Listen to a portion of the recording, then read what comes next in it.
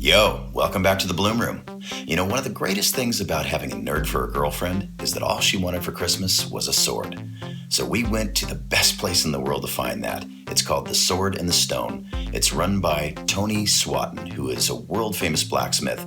He's created some of the greatest props for some of the greatest movies you've ever seen.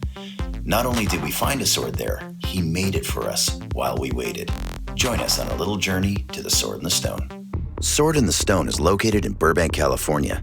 Founded 25 years ago by master blacksmith Tony Swatton, the shop specializes in custom-made arms, armor, and props for television, film, and serious collectors.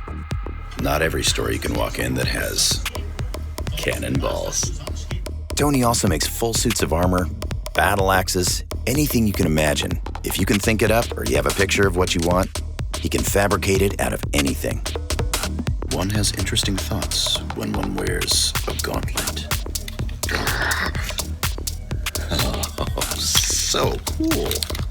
We just went in to buy a sword that he already had, but we've kind of become friends with Tony, and he gave us a tour of his workshop. There in the back, we saw this really cool sword handle that looked like it might be part of a weapon carried by one of Mary's characters from a video game called Diablo 3 and Heroes of the Storm from Blizzard.